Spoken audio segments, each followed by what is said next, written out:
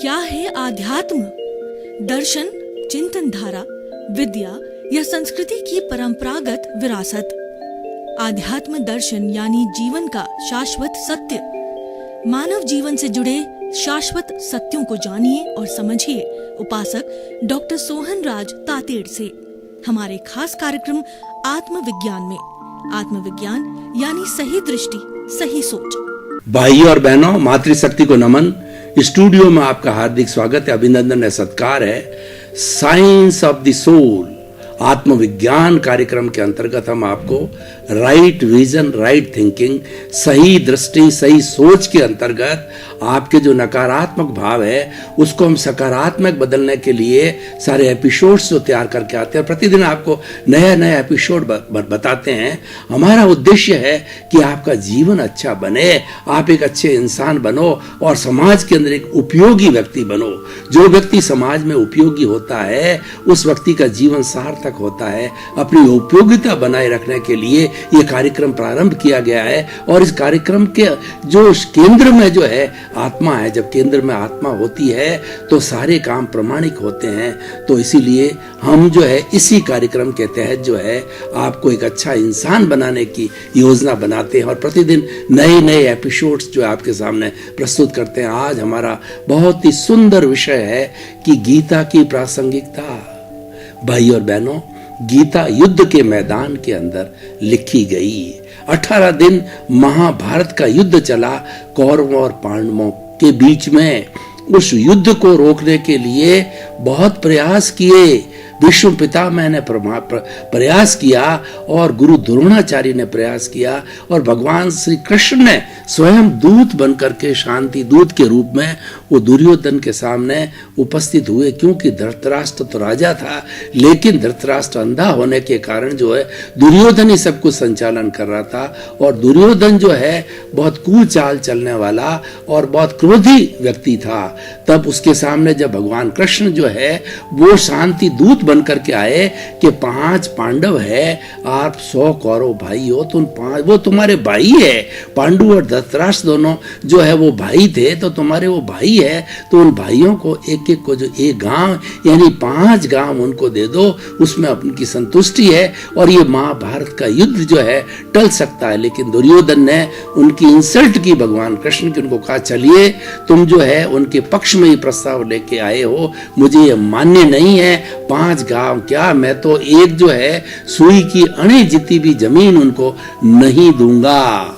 तो इस तरीके से सारे प्रयास करने के बाद में नियति का योग था कि महाभारत जो है को होना था। और उसका एक कारण और बना कि द्रौपदी ने जो है उनकी इंसल्ट की, दुर्योधन की। अंधे के बेटे अंधे होते हैं, क्योंकि उनको पानी जैसा दिखा और पानी जिसके अंदर वो फिसल गए, तो इंसल्ट की द्रौपदी ने। तो यह भी एक कारण जो है महाभारत का बना, और भी अनेक कारण हो सकते हैं। तो हम ये कहना चाहते थे कि जब महाभारत का युद्ध प्रारंभ हुआ तो उस समय में दुर्योधन और जो सामने अर्जुन थे, ये दोनों बड़े जो है वो लड़ने वाले योद्धा थे, सेनापति थे। तो उनको ये कहा गया कि एक तरफ तो 16 अक्षुणी सेना है और दूसरी तरफ जो है ये भगवान कृष्ण है, वो भी निहत्थे हैं। किसको किस चीज की जरूरत है? दुर्योधन ने देखा कि लड़ाई करेगी महाभारत के युद्ध के अंदर तो सेना करेगी, तो उन्होंने 16 अक्षुणी सेना का चयन किया और वो अपने पक्ष में ली। और अर्जुन ने कहा मुझे तो जो है भगवान कृष्ण मुझे सारथी रूप के अंदर चाहिए। तो वो सारथी रूप में निहत्थे भगवान कृष्ण बने। और जब महाभारत का युद्ध प्रारंभ हुआ तो जो है अर्जुन ने हथियार डाल दिए और भगवान कृष्ण को बोला कि मैं किससे युद्ध करूं? सामने मेरे विष्णु पितामह है, मेरे गुरु है, मेरे भाई है, मेरे भतीजे है, मेरे सारे संबंधी, उनको मारूंगा। तो ऐसे युद्ध का क्या उपयोग है?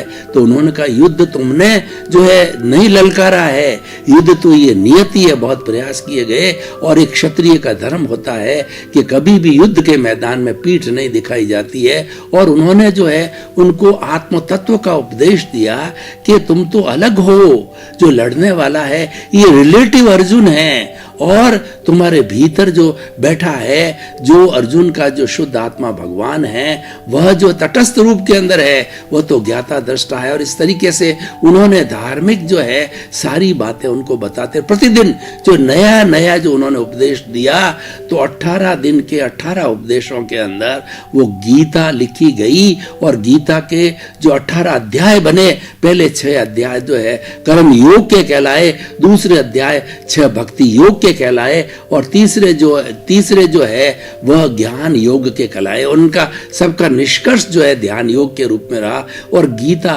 उस जो है ऐसी एक उपदेशक जो है ग्रंथ बन गया, जिसको कि सभी विश्व मानता है। और उसकी देखिए प्रासंगिकता इतनी है कि हमारे भारतवर्ष के अंदर जो जजमेंट करने वाला, जो न्याय देने वाला जो कोर्ट होता है, उसके अंदर जो कोई भी जो अपनी गवाही देता है, तो गीता पे हाथ रख करके, चाहे कोई भी प्रोसिक्यूटर हो, चाहे गवाह हो, तो उसको जो है उसके ऊपर हाथ रख करके ये जो शपथ दिलाई जाती है कि जो कुछ भी मैं इस गीता पे हाथ रख के कहता हूं कि जो कुछ भी मैं एविडेंस दूंगा, जो भी बात कहूंगा, ईश्वर को मध्य नजर रखते हुए सत्य रूप में कहूंगा। तो इतनी गीता की प्रासंगिकता है।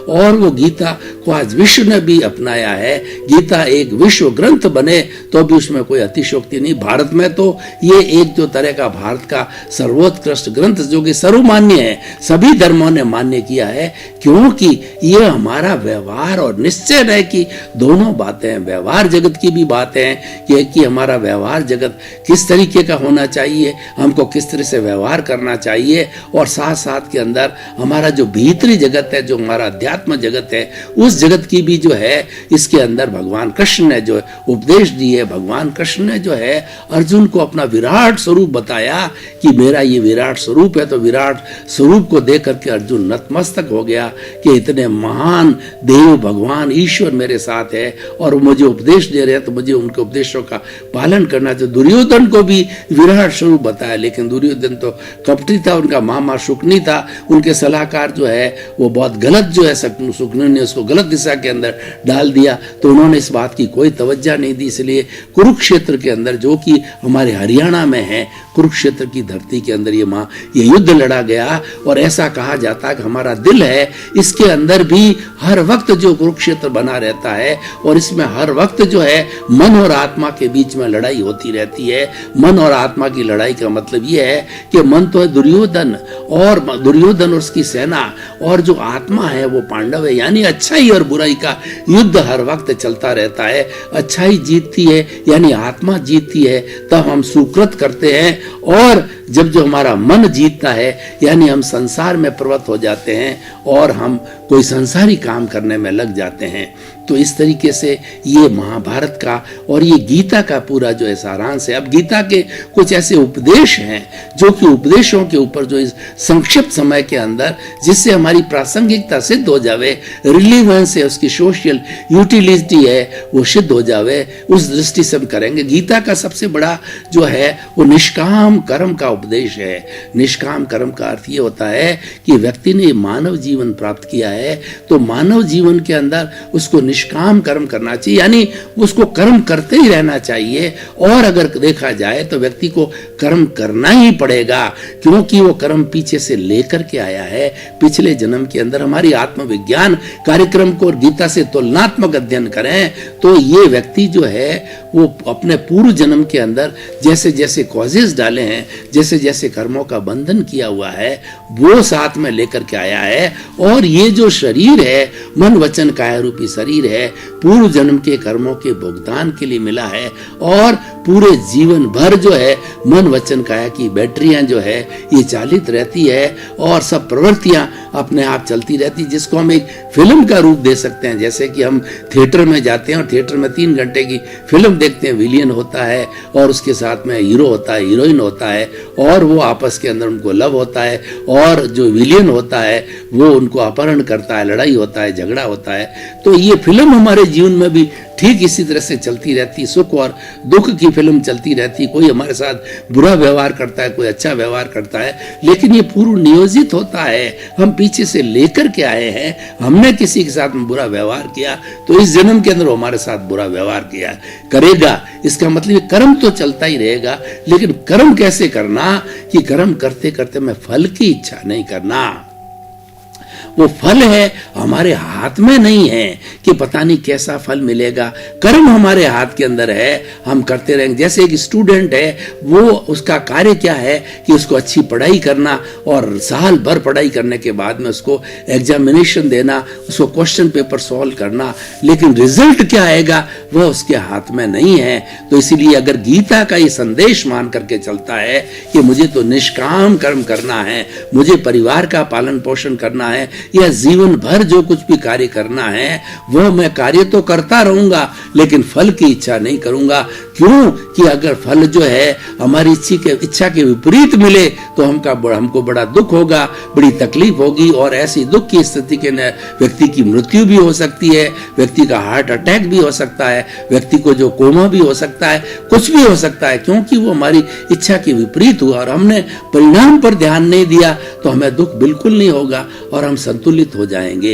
ये गीता के इसकी प्रासंगिकता इतनी है कि जो लोग गीता के अंदर विश्वास करते हैं, जो लोग निष्काम कर्म में विश्वास करते हैं, वो कभी भी प्रभावित नहीं होते हैं। उनके वो जानते हैं कि गीता कहती है हर संयोग के साथ में वियोग जुड़ा होता है। ऐसे लोग गीता की प्रासंगिकता और गीता को जो है एक मां के रूप में, धार्मिक ग्रंथ के रूप में श्रद्धा करते हैं, तो वो जानते हैं कि जो है वो हम कर्म करते रहो और फल की इच्छा वो रखते ही नहीं है, फल का कोई टारगेट बनाते नहीं है। तो चाहे उनका प्रिय व्यक्ति भी चला जाए, चाहे माता पिता चले जाएं, चाहे पत्नी चले जाएं, तो भी वो डिस्टर्ब नहीं होते, क्योंकि जानते हैं कि हम दोनों ने कर्म किया, सही दिशा में कर्म किया, लेकिन फल हमारे हाथ में नहीं और नियति का योग है, कोई अमर नहीं है, सबको हर एक को एक न एक दिन जाना है। दूसरी बात जो है गीता की मुख्य बात यह है कि हम ज्ञान योग की बात करें तो गीता का ज्ञान योग कहता है कि हम अपने अस्तित्व को पहचानो। हमारा आत्मविज्ञान भी इसकी तुलनात्मक अध्ययन करें तो वो भी कहता है कि सबसे बड़ा काम जो है अपने अस्तित्व को पहचानना। दुनिया को इंसान बहुत पहचानता है लेकिन अपने को बहुत कम पहचानता है। अपने को जो है दूसरे की गज से नापता है और अपनी गज से दूसरों की नापता है, यानी दुनिया की बहुत परवाह करता है। वह पूरी दुनिया, गूगल के अंदर सारी दुनिया को जो है वो तलाशता रहता है और व्यवहार जगत के अंदर दुनिया की बहुत बात करता रहता है, लेकिन अपने बारे में उसकी कोई पहचान क्या है, मैं कौन हूं, मैं कहां से आया हूं, मुझे कहां जाना है, इसके तरफ वो ध्यान भी नहीं देता है। और एक जीवात्मा, अगर आत्मदर्शन की बात करें तो जीवात्मा मन के ही रहता है, वो अंतरात्मा में जाता ही नहीं है। अंतरात्मा में तब जाता है जब उसको ज्ञानी मिले। उसी तरह से गीता का जो ज्ञान कहता है कि भीतर जाको, अपने स्वरूप को जो देखो, तुम अलग हो, शरीर अलग है। और भगवान कृष्ण ने तो गीता में कहा है कि मनुष्य जिस तरह से जीर्ण शीर्ण होकर के और कपड़ा जो है वो फेंक करके नया कपड़ा धारण कर लेता है, उसी तरह से आत्मा अजर है, अमर है, अविनाशी है, और ये शरीर है भोगने वाला, ये करने वाला है। ये जैसे जैसे कर्म लेके आया वैसे भोगता है। और जब जो है ये आयुष्य कर्म संपन्न हो जाता है और ये शरीर जीर्ण शीर्ण होता जाता है तो आत्मा आयुष्य कर्म के अधीन यहाँ अपना आयुष्य पूरा करके और नए आयुष्य के रूप में नया शरीर धारण करता है। ये गीता की प्रासंगिकता। और गीता जो है वो अनाशक्ति की बात कहती है। गीता ये कहती है कि तुम साथ में क्या लेके आए थे, तुम्हारा जब जन्म हुआ तुम खाली हाथ आए थे और तुम खाली हाथ जाते हो। व्यर्थ के अंदर तुम जो है ये मिथ्या दृष्टिकोण बनाते हो कि ये मेरा घर है, ये मेरा परिवार है, मेरा धन है, दौलत है, मेरा यश है, मेरा पद है, प्रतिष्ठा है। तुम कर्ता भाव करते हो। हमारा आत्मविज्ञान भी ठीक इसी तरीके से कहता है कि कर्ता भाव छोड़ो, क्योंकि तुम तो अकर्ता कर्ता हो ही नहीं सकते। ये जो कुछ भी मिला है तुम्हारा प्रारब्ध है और तुम्हारा जो है ये जो है उदय भाव है उसके अनुरूप मिला है। और ये तुम जो पीछे करके आए थे उसी का रिजल्ट है, उसी का परिणाम है।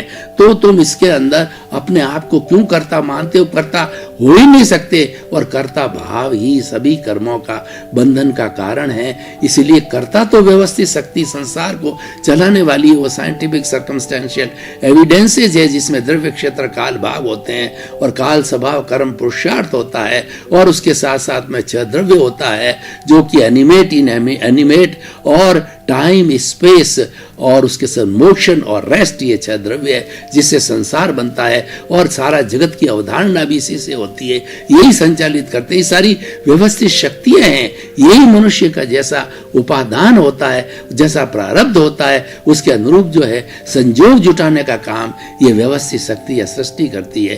तो गीता एक ऐसा धार्मिक ग्रंथ है जो कि हमारे जो व्यवहार जगत के बीच के अंदर और निश्चय जगत के बीच के अंदर जो है सामंजस्य बनाता है। गीता भी उपदेश देती है कि आखिर हमने जो मोक्ष की प्राप्ति करनी है, हमें जो है वो हमें जो 4 पुरुषार्थ की जो हमारी लाइफ स्टाइल है कि काम, अर्थ, इससे हमारा संसार चलता है, ये हमारा व्यवहार का जगत है। और इस व्यवहार जगत को जोड़ने के लिए उन्होंने दूसरा पक्ष दिया कि धर्म और मोक्ष। धर्म जो है इस व्यवहार पक्ष से निश्चय पक्ष के अंदर आने वाला एक ब्रिज है और उसकी बहुत सुंदर व्याख्या जो की है, जो कि सर्वधर्म जो संभाव करती है। और गीता का धर्म जो है सबको मान्य होता है, क्योंकि गीता में कर्म योग की बात की गई है, गीता में भक्ति योग की बात कही है। बड़ी सुंदर बात भगवान कृष्ण ने कही गई है कि तुम्हारे जितने भी दोष है, तुम्हारे जितने भी पाप तूने जन्म जन्मांतर के किए हैं, तुम तो जो है मेरे चरणों में अर्पित हो जाओ। भक्ति भाव से तुम मुझे अपना आराध्य मान लो और ये करो, निश्चित करो कि जो मुझे समर्पण करो, जो कुछ भी मन से, वचन से, काया से करोगे, मुझको समर्पित होकर के करते रहो, अच्छा या बुरा का छोड़ करके। और जब मेरे चरणों में समर्पित हो जाओगे भक्ति भाव से, तो तुम्हारा मैं उद्धार करूंगा। सारे कर्म जो है, सारे जो पाप और पुण्य है, मेरे चरणों में समर्पित कर दो। ये भक्ति भाव है। कर्म योग, भक्ति योग और ध्यान। तीसरा जो है हमारा जो है ज्ञान योग। ज्ञान योग की बहुत सुंदर व्याख्या जो है इसमें की गई है। ज्ञान जो है एक प्रकाश है, ज्ञान स्व पर प्रकाशक है और आत्मा जो है ज्ञान का स्रोत है। हमारा आत्मविज्ञान भी यही कहता है कि उपयोग लक्षणों जीव। ये जो जीव है, जो आत्मा है, उसका लक्षण क्या है? उसका लक्षण उपयोग है। उपयोग का मतलब ज्ञान और दर्शन युक्त है। हमारी आत्मा सच्चिदानंद है। सच्चिदानंद का मतलब सत्य, चित्त और आनंद।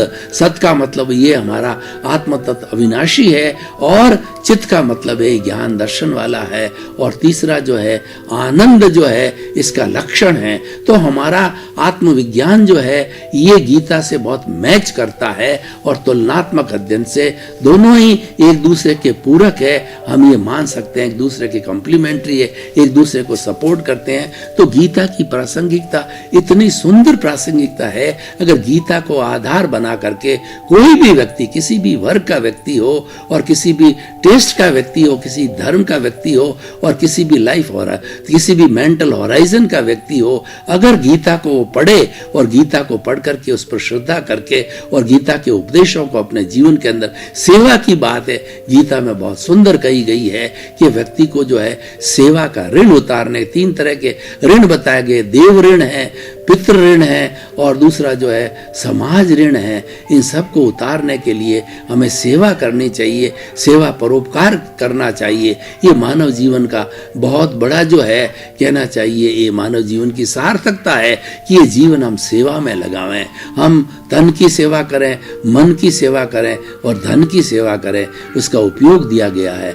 गीता जो है ये गुणों की पुंज है और गीता व्यवहारिक धरातल पर बात करती है। ऐसा नहीं कपोल कल्पित नहीं है, काल्पनिक नहीं है। हर चीज का समाधान गीता देती है कि हमारा जो जीवन हम जी रहे हैं वह भी डिस्टर्ब नहीं हो और वो तो हमें जीना पड़ेगा। हमारा आत्मविज्ञान ये कहता है कि जो जीवन आप जी रहे हो, आप लेके आए हो, आप बाध्य हो, इसमें आप स्वतंत्र हो और इसको जीना पड़ेगा। और आपकी स्वतंत्रता, आपका पुरुषार्थ अलग है। जो गीता का ज्ञान है वो व्यक्ति को पुरुषार्थ बना, वो पुरुष बना देता है कि तुम तो पुरुष बन गए, अब पुरुषार्थ करो। पुरुषार्थ क्या है कि तुम आत्म तत्व को जानो, तुम आत्मा का जो ज्ञाता दृष्टा स्वभाव है उसके अंदर हर वक्त रहो, आत्मरमण करो, अपने स्व में अवस्थित रहो। उसी का नाम स्वाध्याय है कि अपने आत्मा का अध्ययन करो, स्वस्थ रहो, स्व में अवस्थित रहो, जो कि हमारा स्वास्थ्य है। ये भी जो है हमारी आत्मा से जुड़ा हुआ है कि स्व में अवस्थित होने के लिए गीता जो है हमें जो देती है। और गीता में प्रार्थना का जो है बहुत बड़ा महत्व दिया है कि प्रार्थना जो है हमारा शुद्धिकरण करती है।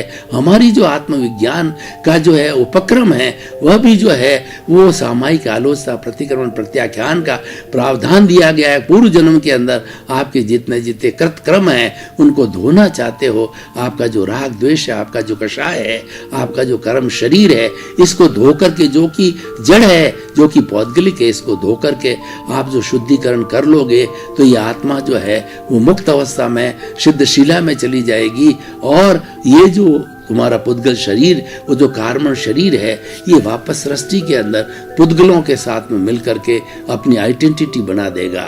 तो भाई और बहनों, बहुत ही सुंदर जो है ये विषय है, इसकी हम प्रासंगिकता को देखते हैं। इसका हम अगर जो है बाद के अंदर इसका सारांश देखें, हम इसका निष्कर्ष निकालें तो गीता को हर भारतीय को गीता पढ़नी चाहिए, आद्योपांत पढ़नी चाहिए। और गीता के हर एक एक श्लोक के अंदर, गीता के हर एक जो है वो पैराग्राफ के अंदर, हर एक जो है उसके जो कहना चाहिए अर्थ के अंदर जो है बहुत बड़ा गूढ़ रहस्य छिपा हुआ है। और गीता है वो हमारी जो है द्वैत और अद्वैत दोनों की बात करता है कि ये शरीर जो है ये द्वैत है, शरीर के अंदर आत्मा भी है और ये शरीर भी, ये शरीर जड़ है और आत्मा चेतन है, दोनों इसमें अवस्थित रहते हैं। इसको, इस द्वैत को अद्वैत बनाना है।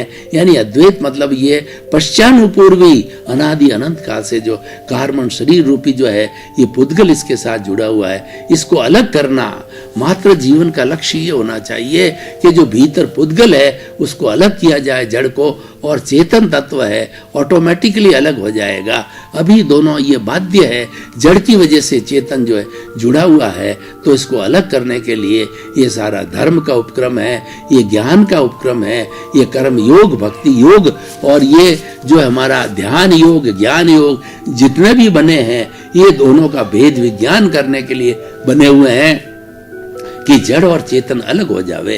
क्योंकि जड़ कभी भी चेतन नहीं होता, चेतन कभी जड़ नहीं होता, दोनों मिक्सचर होता है, दोनों यौगिक बन सकते हैं। जैसे कि हमारा ये मिश्र चेतन है, ये हमारा जो शरीर, मैं जो बोल रहा हूं, इसको बुलाने वाला इसके भीतर बैठा है, प्रभु है, आत्मा है, वो बुला रही है, और शरीर जो है ये बोल रहा है।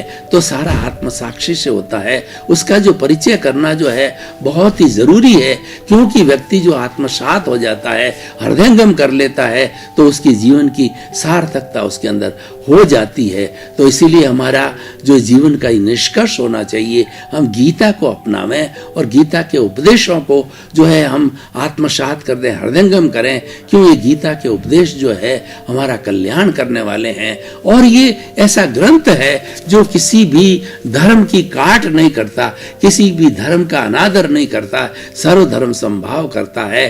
क्योंकि ये भगवान कृष्ण ने जितनी भी शिक्षा दी थी वो मानव को मानव बनाने के लिए, इंसानियत के लिए दी थी। भगवान श्री कृष्ण ने स्वयं जो जाकर के कोड़ियों की जो है उनकी सेवा की, कोड़ियों का उपचार किया, और वो उन्होंने सारा ज्ञान दिया।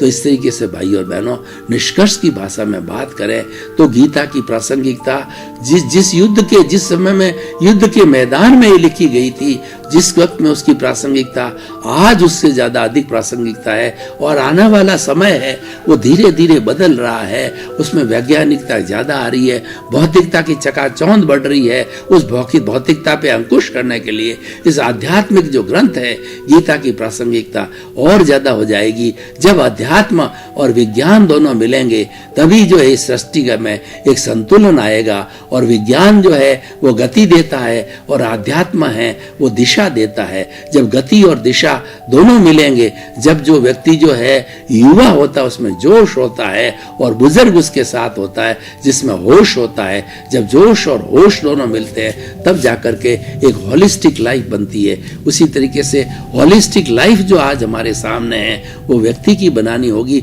हम जो है आज विज्ञान को नकार नहीं सकते, विज्ञान और तरक्की करेगा, लेकिन उस विज्ञान को हम अपना सहयोगी बनावें, उस विज्ञान को हमारा जो है हमारा एक पक्ष में लेवें, तो उसमें पक्ष में लेने के लिए जो वो गति कर रहा है उस पर जो है अंकुश लगाने के लिए अध्यात्म आना चाहिए। उसके लिए गीता एक बहुत बड़ा जो धार्मिक ग्रंथ है जो अंकुश लगा सकता है विज्ञान के ऊपर, क्योंकि गीता के जितने उपदेश है वो उपदेश समसामयिक है, वो उपदेश व्यक्ति का उद्धार करने वाले हैं, वो उपदेश है व्यक्ति के जीवन में परिवर्तन करने वाले हैं, वो उपदेश इतने सरल है, वो जीवन की वास्तविकता है, वो इतने सरल है कि हर व्यक्ति उसको जो है हृदयंगम करे, आत्मसात करे तो उसका बहुत बड़ा परिवर्तन हो सकता है।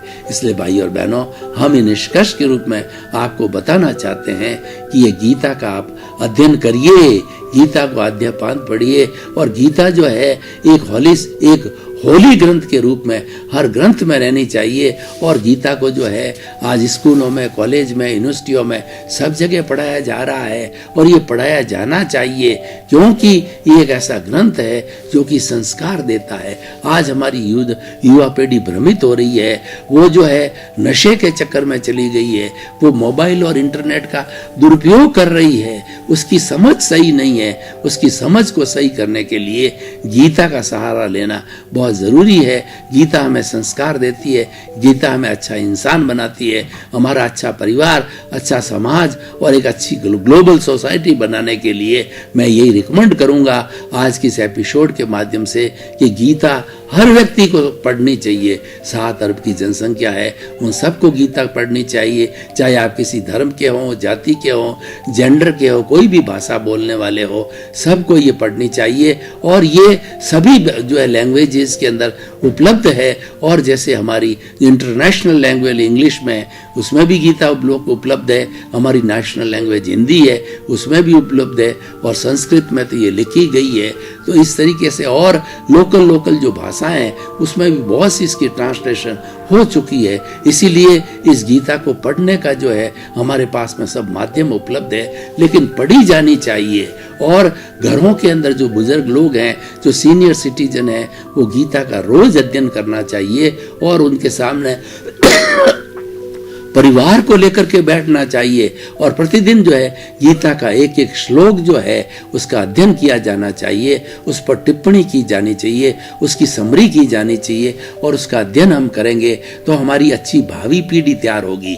आज पीढ़ी बहुत जो है वो अलग थलग होके जा रही है, वो जड़ के अंदर ज्यादा जो है विश्वास करने लग गई है। हमारे धार्मिक ग्रंथ, हमारी स्पिरिचुअलिटी और जो हमारा जो आध्यात्मिक पक्ष है वह उसकी तरफ कम आकर्षित हो रही है, वह गौण होती जा रही है उसकी तरफ से। और सबसे ज्यादा वो जो है वो हमारी जो बाहर की संस्कृति, जो पाश्चात्य संस्कृति है, उसकी तरफ बहुत ज्यादा झुक रही है, जिसके अंदर नाच है, गाना है, यानी उसमें मनोरंजन ज्यादा है। हम मनोरंजन को नहीं नकार रहे हैं, लेकिन आत्मरंजन भी होना चाहिए। हम ये चाहते हैं कि मनोरंजन के साथ में आत्मरंजन का समन्वय होना चाहिए, और दोनों को जो है ब्लेंडिंग की जानी चाहिए। मनोरंजन भी आवश्यकता है, लेकिन आत्मरंजन भी किया ना जाना चाहिए, क्योंकि आत्मरंजन है हमारे स्वरूप की बात करता है। जब हमें हमारे अस्तित्व का ही ज्ञान नहीं, अस्तित्व का ही ध्यान नहीं है, तो हम किस तरीके से विकास कर सकते हैं। इसलिए भाई और बहनों, ये जो हमारा आत्मविज्ञान कार्यक्रम, उसके साथ में हमने गीता को जोड़ा, उसका तुलनात्मक अध्ययन किया, तो हमें ये मालूम हुआ कि हमारे जितने भी सिद्धांत है आत्मविज्ञान के, वो सिद्धांत मेल खाते हैं गीता के साथ में।